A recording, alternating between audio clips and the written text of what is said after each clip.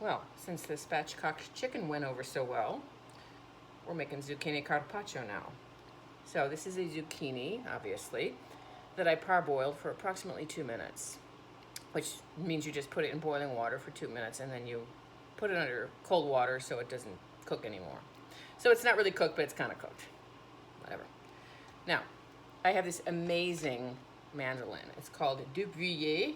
For the proper pronunciation, I think it's Dubuyer. It just looks like Dubuyer, for those of you who don't want to bother pronouncing it in French. And you just get it on kind of a very low setting, and this is kind of dangerous actually. Gotta pay attention. Just thinly, thinly, thinly slice it. Okay, very thinly. Okay. Slice, slice, slice. Slice, slice, slice. Thinly sliced zucchini, etc., etc. Anyway, whatever. Okay, so that's the zucchini. I'm gonna slice the rest of it. This is lovely arugula. So what I'm gonna do is, for the arugula, I'm gonna put a little olive oil on there, a little lime juice, salt and pepper, and Sunny Paris seasoning. Yes, you guessed it. Penzeys Sunny Paris seasoning, the best thing ever.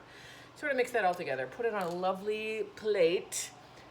Put this lovely sliced zucchini on top of it, and I will just probably take a peeler, a regular vegetable peeler, and peel a little Parmigiano over the top of it. And it's a really, really great side dish, very low in calories and delicious. So that's our side dish tonight.